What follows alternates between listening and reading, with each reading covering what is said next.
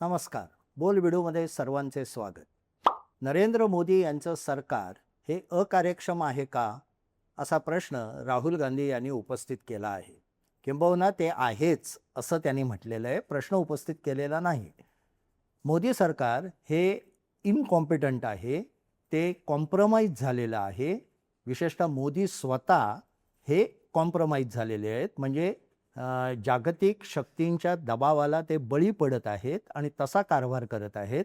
अशा पद्धतीची टीका गेले काही दिवस, काही महिने राहुल गांधी करत आहेत. जेव्हा ट्रम्प यांनी आपल्यावर टॅरिफ लावलं तेव्हापासून ही टीका सुरू आहे आणि आता कालच्या एका मोदींच्या घोषणेमुळे ती टीका पुन्हा नव्याने सुरू झाली. नरेंद्र मोदी यांनी काल एक घोषणा केली आणि लोकांना आवाहन केलं, घोषणा केली म्हणण्यापेक्षा लोकांना आवाहन केलं की काही वस्तू विशेषतः पेट्रोल, डिझेल हे जपून वापरा. सोन्याची खरेदी किमान 1 वर्षभर लांबणीवर टाका. किमान 1 वर्षभर परदेश प्रवास लांबणीवर टाका. अनेक ठिकाणी तुम्ही घरातनं काम करा, म्हणजे पेट्रोलचा खर्च होऊ देऊ नका. त्याच्यासाठी मेट्रो वापरा किंवा सार्वजनिक वाहनं वापरा.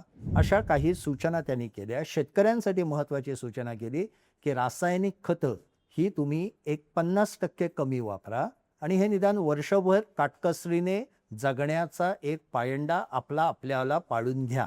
अशा पद्धतीचं आवाहन नरेंद्र मोदी यांनी काल हैदराबादमधून केलं. त्यावर राहुल गांधी यांनी टीका केलेली आहे आणि त्यांनी असं म्हटलंय की आवाहन करण्याची वेळ नरेंद्र मोदींवर आली, याचं कारण ते अकार्यक्षम आहेत. हेच दाखवत आहे, हे आवाहनच असं दाखवत आहे की ते अकार्यक्षम आहे. आता नरेंद्र मोदी यांनी आवाहन का केलं हे आपण आधी समजून घेऊ. त्याच्यानंतर राहुल गांधींची टीका बघू, ती खरोखर टीका लागू होते का तेही बघू आणि याच्यामागचं राजकारणही समजून घेऊ. हे थोडक्यात या सगळ्याचा आपल्याला आढावा घ्यायचा आहे आणि ते राजकारण काँग्रेसला उपयोगी पडेल का नरेंद्र मोदींना उपयोगी पडेल हेही आपण पाहूया. नरेंद्र मोदी यांच्या आवाहनामागे मुख्य काळजी आहे ती भारताच्या परकीय चलनाची गंगाजळी जी कमी होत आहे ती त्याची गळती थोडी कमी करण्याची किंवा त्या गळतीला थोडा चाप लावण्याची. भारताकडे गेल्या महिन्यात जवळजवळ $728 बिलियन अब्ज डॉलर एवढं परकीय चलन उपलब्ध होतं, जे एक पद्धतीचा विक्रम होता. हे परकीय चलन अशासाठी अपेक्षित असतं की महत्त्वाचं असतं की या परकीय चलनावर देशाची आर्थिक स्थिती ही जगालाही समजून येते आणि अनेक व्यवहार करताना सुद्धा जागतिक पातळीवरचे ते आपल्याला उपयोगी पडतं. राजीव गांधी यांच्या काळात म्हणजे 1989 मध्ये ही परकीय गंगाजळी इतकी कमी झालेली होती की जेमतेम 2 आठवडे पुरेल इतकं परकीय चलन आपल्याकडे होतं आणि त्यामुळे अनेक निर्णय वेगळे घ्यायला लागले. भारत दिवाळखोरीच्या उंबरठ्यावर होता. आत्ता स्थिती तशी नाही. साधारण जगात असं समजलं जातं की 1 वर्ष, 11 महिने ते 1 वर्ष पुरेल इतकी परकीय गंगाजळी तिजोरीत असेल तर देशाची आर्थिक स्थिती ठीक आहे असं समजलं जातं किंवा चांगली आहे असंही समजलं जातं. भारताची आत्ताची स्थिती तशी आहे, परंतु गेल्या एका महिन्यात हे परकीय चलन 728 वरनं 690 पर्यंत खाली आलंय. म्हणजे जवळपास 38 अब्ज डॉलर कमी झालेले आहे. याचं कारण म्हणजे तेलाच्या एकदम वाढलेल्या किमती आणि त्याबरोबरीने पेट्रोकेमिकल्स आणि अनेक पद्धतीचं जे आयात होते ती 50%हून कमी झाली आहे आणि त्याच्या जागतिक बाजारात वाढलेल्या किमती यासाठी नरेंद्र मोदी आवाहन करतायत की पेट्रोल कमी वापरा, म्हणजे आयात कमी करावी लागेल. पेट्रोलजन्य जे पेट्रोकेमिकल्स वस्तू आहेत त्या कमी वापरा, म्हणजे त्याचीही आयात कमी होईल, म्हणून त्यांनी स्वदेशीचं आवाहन केलं आहे. सोनं घेऊ नका, याचं कारण असं भारत हा सर्वाधिक सोने खरेदी करणारा देश आहे, पण सोनं भारतात निघत नाही. भारताच्या खाणीत फार कमी सोनं निघतं. हे आपण मुख्यतः आयात करतो. म्हणजे आयात केल्यावर आपलं परकीय चलन तिकडे वापरलं जातं. थोडक्यात परकीय गंगाजळी थोडी कमी होते. जेव्हा आपण परदेश प्रवास करतो तेव्हा परदेश प्रवासाला तिकडलं फॉरेन एक्सचेंज आपण घेतो, तेव्हाही आपली परकीय गंगाजळी कमी होते. त्यामुळे तुम्ही परकीय परदेशातला प्रवास जर का 1 वर्षभर पुढे ढकलाल, जे ट्रिप वगैरे याच्यासाठी केला जातो किंवा पेट्रोलची बचत कराल, तर ही गंगाजळी भारताची त्याला लागलेली गळती ही सावरता येईल, कमी करता येईल आणि त्याचा आपल्याला फायदा होईल. पुढे वर्षभरानंतर जेव्हा युद्धाची स्थिती कमी होईल, तिथे समजा समझोता झाला आणि हुर्मुझची खाडी मोकळी झाली, तर या गोष्टी परत पूर्वपदावर येतील, पण त्याला सुद्धा काही महिने लागतील. तर मुख्य मोदींच्या आवाहनामागचा कन्सर्न, ज्याला चिंता म्हणतो, ती ही आहे परकीय गंगाजळीची.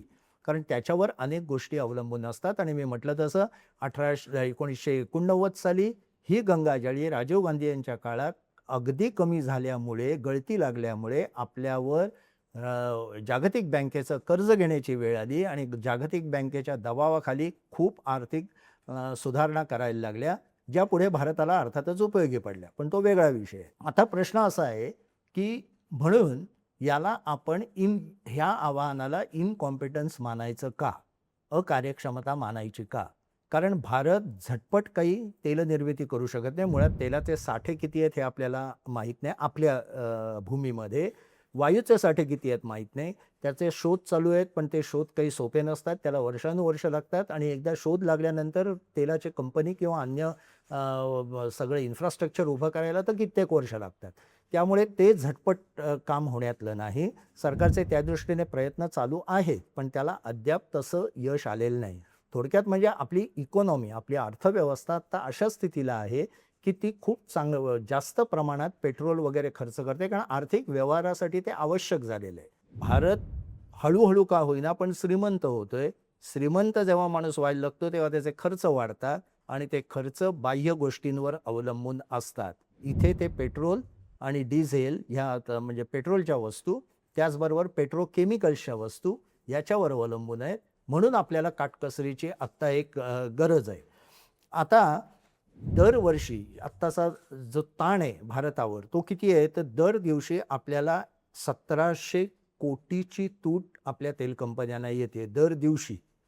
इतक्या मोठ्या प्रमाणात आपण म्हणजे अजूनही तिकडनं आपण पेट्रोल आणतोय, खर्च करतोय आणि त्याचा सर्वसामान्यांवर आपण दरवाढ केलेली नसल्यामुळे ही तूट भारत सरकार सहन करते. ती 1700 कोटी दर दिवशीची आहे आणि आजपर्यंत म्हणजे युद्ध सुरू झाल्यापासून आजपर्यंत 1,00,000 कोटी एवढी ती तूट झालेली आहे. त्यामुळे हा खड्डा भरून काढायचा आहे आणि यासाठी हे आव्हान आहे. सरकारने एक्साईज ड्युटी वगैरे कमी केली आहे, पण अद्याप सर्वसामान्य लोकांना लागणारं पेट्रोल याचे दर वाढवलेले नाहीत. सर्वसामान्य नागरिकांना लागणारा गॅस आहे त्याचे दर वाढवलेले नाहीत. इंडस्ट्रीचे वाढवलेले आहेत, पण हळूहळू ती वेळ येणार आहे आणि हे आपण आधीपासून सांगतोय. त्यामुळे जवळपास आपल्याला एवढा मोठा खड्डा भरून काढण्यासाठी काटकसरीची गरज आहे, म्हणून ते आवाहन केलेलं आहे. आता त्याच्यावर राहुल गांधींनी टीका केली आहे की हे सरकार अकार्यक्षम आहे.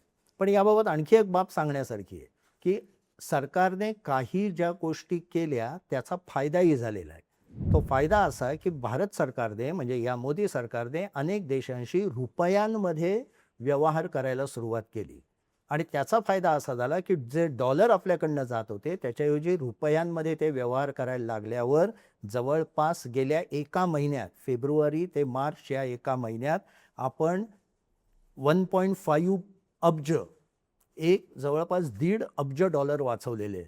अर्थात वर म्हटलं तसं तूट इतकी मोठी आहे की जिथे 38 अब्ज आपल्याला घाटा आलेला आहे आणि आपण 1 अब्ज वाचवतोय. पण जर का भारताचा अनेक देशांशी रुपयामध्ये व्यवहार सुरू झाला तर ही तूट भरून काढणं हे थोडंफार शक्य आहे. सर्व पूर्णपणे शक्य नाही, कारण डॉलरमध्येच शेवटी व्यवहार जगात होता आणि या दृष्टीने अनेक देशांशी करार करणं, अनेक देशांबरोबर व्यवहार आपले वाढवणं आणि ते रुपयात होतील असं बघणं, यासाठीही दौरे करावे लागतात. जसा पंतप्रधानांचा आत्ता युरोपमधला दौरा आयोजित आहे. तिथे भारत आणि नॉर्डिक देश म्हणजे उत्तरेकडचे युरोपातले देश यांची एक यांची एक काय समिट म्हणा संमेलन आहे. तिथे एनर्जीचाच प्रश्न आहे. एनर्जी सिक्युरिटी म्हणजे ऊर्जेची सुरक्षा हाच तिथे चर्चेचा प्रश्न आहे आणि त्याच्यासाठी पंतप्रधान जात आहे. त्यामुळे पंतप्रधान स्वतः कशाला विमानात न जातात असे आचरट आरोप जे काही लोक करतात सोशल मीडियावर आणि त्यांना फार प्रसिद्धी मिळते, त्याच्यामागचं कारण आपण समजून घेतलं पाहिजे की एनर्जी सिक्युरिटीसाठी हे दौरे आहेत. म्हणून जाताना out of the way Modi हे UAEला पण भेट देणार आहेत, ज्याच्यावर इराणने आत्ता हल्ला केला आहे. कारण UAEकडनं आपण मोठ्या प्रमाणात वस्तू आयात करतो आणि मुख्य म्हणजे तिथे खूप मोठ्या प्रमाणात भारतीय नोकऱ्या करतात, ज्यांचे पैसे ते भारतात पाठवतात. त्यामुळे हा दौरा महत्त्वाचा आहे आणि पुढच्या आठवड्यात इराणचे परराष्ट्र मंत्री पण कदाचित या आठवड्यातही भारतात येणार आहे. त्यामुळे भारताचे सर्व पातळीवर प्रयत्न चाललेत. त्याचा एक भाग हा आत्ताचा काटकसरीचा उपाय हा मोदींनी सुचवलेला आहे. आता राहुल गांधींनी टीका करणे चुकीचं आहे का? राजकारण म्हणून म्हटलं तर ते चुकीचं नाही. आज राहुल गांधींच्या जागी नरेंद्र मोदी असते आणि राहुल गांधी पंतप्रधानपदी असते, तर अशाच पद्धतीच्या टीका भारतीय जनता पक्षाकडनं झाल्या असत्या. त्या पूर्वीही झालेल्या आहेत. जेव्हा मनमोहन सिंग पंतप्रधान होते, जेव्हा नरसिंह राव पंतप्रधान होते, त्या प्रत्येक वेळी अशा पद्धतीच्या टीका झालेल्या आहेत. आणि ही टीका करणे हे राजकारणात हा एक is a part of a game. त्या राजकारणात जेव्हा तुम्ही उतरता तेव्हा अशा टीकांना तोंड द्यावंच लागतं. मुद्दा असतो की अशी केलेली टीका ही त्या नेत्याला चिकटते का आणि त्याचा जनमानसावर परिणाम होतो का? म्हणजे राहुल गांधींच्या टीकेमुळे जनतेला असं वाटेल का की नरेंद्र मोदी अकार्यक्षम ठरलेले आहेत? जनतेपेक्षा आपण असं म्हणू, भारतीय जनता पक्षाच्या मतदारांना असं वाटेल का? कारण तसं ते वाटलं तरच नरेंद्र मोदींची लोकप्रियता खाली येईल आणि काँग्रेसचा आलेख उंचावेल. तर राहुल गांधी जे म्हणत आहेत ते भारतीय जनता पक्षाच्या मतदारांना पटेल का? आत्ताच्या घडीला असं वाटतंय की ते पटणार नाही. याचं कारण असं, नुसता आरोप करून अनेकदा भागत नाही. तो आरोप चिकटण्यासाठी एखादी तशी घटना घडावी लागते. उदाहरण सांगायचं तर 2009 मध्ये जगात आर्थिक मंदी आली आणि त्या आधीच्या 5 वर्षात मनमोहन सिंग यांनी जो अप्रतिम कारभार केला होता आणि भारताचा विकासाचा दर हा 9% वर नेला होता, ते जवळजवळ 10% नेला होता. ती गाडी एकदम थांबली आणि भारताचा विकास खुंटावला. याला कारण जागतिक मंदी होती. पण त्यावेळेस कोणीही मनमोहन सिंगांना अकार्यक्षम म्हटलं नाही, कारण भारताबाहेरच्या गोष्टींमुळे त्याचा प्रभाव भारतावर पडल्यामुळे भारताची अडचण झाली होती. परंतु या मनमोहन सिंगांनी पारित केलेला एक बिल, घेतलेला आदेश जेव्हा राहुल गांधींनी सर्वांसमत फाडला आणि पंतप्रधान पदाचं अवमूल्यन केलं, त्यानंतर मनमोहन सिंगांवर ही टीका मनमोहन सिंगांना चिकटायला लागली. लोकांना वाटायला लागलं की अरे खरोखरच आहे, हा पंतप्रधान काही ताटकण्याचा वाटत नाही. किंवा भ्रष्टाचाराचे आरोप झाल्यावर मनमोहन सिंग काहीही करू शकले नाहीत. त्या मंत्र्यांना मंत्रिमंडळाबाहेर काढू शकले नाहीत, जरी त्यांची इच्छा होती. DMKचेच मंत्री काही त्यात होते. अशा वेळे लोकांना असं वाटायला लागतं की हा नेता अकार्यक्षम आहे किंवा तो राज्य करायला सक्षम नाही. राहुल गांधींच्या ट्विटमध्ये तसं वाक्य आहे की नरेंद्र मोदी हे राज्य करायला सक्षम नाहीत, असं आम्हाला वाटतं. किंवा तर ते कधी चिकटतं, तर जेव्हा अशी एखादी घटना घडते तेव्हा. आता आणखी एक मुद्दा असा, त्यामुळे प्रथम हे लक्षात घेऊया की ही टीका करणं हे राजकारणात जरी रास्त असलं म्हणा, रास्तही म्हणता येईल, तरीसुद्धा कारण कुठलाही विरोधी पक्षाचा नेता हा जनतेला साक्षर करण्यासाठी राजकारणात उतरलेला नाही.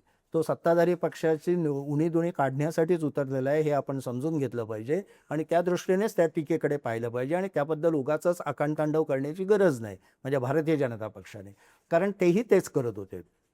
परंतु त्याच्या पुढे जाऊन ही टीका त्या भारतीय जनता पक्षावर परिणाम करेल का? तर ह्याचं उत्तर आत्ता तरी नाही असं द्यावं लागेल. कारण कोविड काळात किंवा नंतरच्या काळात अर्थव्यवस्थेला फार मोठा धक्का बसेल अशा पद्धतीचं कुठलंही वर्तन या सरकारकडनं झालेलं नाही. मात्र तरीही नरेंद्र मोदी यांचं सरकारवर अकार्यक्षमतेची टीका करायचीच असेल तर एक बाब नक्की लक्षात घेतली पाहिजे, जिथे ही टीका काही प्रमाणात लागू होते. आणि ती बाब म्हणजे जरी आर्थिक गाडा हा ठीकठाक चाललेला असला तरीसुद्धा आपल्याकडे परकीय गुंतवणूक किंवा भारतातली खाजगी गुंतवणूक ही अद्याप वाढलेली नाही, किंबहुना ती कमीच होती. भारताच्या पंतप्रधानांच्या जे प्रमुख आर्थिक सल्लागार आहेत त्यांनीच गेल्या आठवड्यात एका भाषणात सांगितलं की गेल्या 6 वर्षात भारतातल्या बहुतेक सर्व कंपन्यांनी 30 ते 32% नफा कमावलेला आहे, जी खूप मोठी रक्कम आहे. परंतु त्या कंपन्या त्या नफ्यावर बसू नयेत, त्या गुंतवणूक करत नाहीत. त्यामुळे रोजगार वाढत नाहीत आणि रोजगार वाढत नाहीत म्हणून फ्रीबीज म्हणजे फुकट वीज, फुकट 1500 रुपये, घराघरात 1500 रुपये, फुकट गॅस हे देण्याची वेळ येते. कारण रोजगारातनं कुटुंबाचं इन्कम वाढलेलं दिसत नाही. ही गुंतवणूक वाढवण्यासाठी जे काही करायला हवं ते नरेंद्र मोदी करू शकलेले नाही आहेत. रुचिर शर्मा यांनी फार चांगला दाखला दिला आहे की चीनमध्ये राजकीय स्वातंत्र्य अजिबात नाही. तुम्हाला राजकीय गोष्टी कुठल्याही बोलता येत नाही, पण आर्थिक स्वातंत्र्य भरपूर आहे. कोणालाही बिझनेस सुरू करायचा असेल तर त्याला खूप स्वातंत्र्य आहे, सरकारची मदत आहे. भारतात उलट आहे. भारतात राजकीय स्वातंत्र्य भरगच्च आहे. कोण कोणावर वाटेल ते टीका करू शकतो, बोलू शकतो, आपल्या कॉमेंट व्यक्त करू शकतो. सोशल मीडियात अनिर्बंध स्वातंत्र्य आहे, पण बिझनेस करायला स्वातंत्र्य नाही. तुम्हाला बिझनेस करायचा असेल तर अजून नियम, अटी आणि एकूणच करप्शन, भ्रष्टाचार ह्याचे पदोपदी इतके अनुभव येतात की लोकं गुंतवणूक करत नाहीत. रुचिर शर्माने त्यात ईडी, सीबीआय याचाही उल्लेख केलेला आहे. त्यामुळे भारतात गुंतवणूक करायला लोक धजावत नाहीत आणि म्हणून इकॉनॉमी वेग घेत नाही. या मुद्द्यावर जर का राहुल गांधींनी पंतप्रधानांना पेचात पकडलं आणि सरकारबद्दल असं म्हटलं की म्हणावं तितके कार्यक्षम तुम्ही नाही आहात, तर ते कदाचित जनतेला पटेल. पण जर काटकसरीच्या धोरणावरनं तुम्ही पंतप्रधानांवर टीका करायला लागलात, तर मात्र त्याचा राजकीय फायदा मिळेलच असं नाही. बातम्यांमध्ये तुम्ही चमकाल, सोशल मीडियावर तुमचे लोक भरपूर काही काही मेसेज टाकतील, त्याला भारतीय जनता पक्षाकडनं काउंटर हे पण केलं जाईल, परंतु ती टीका टिकणारी नाही, हे लक्षात घ्यावं. धन्यवाद.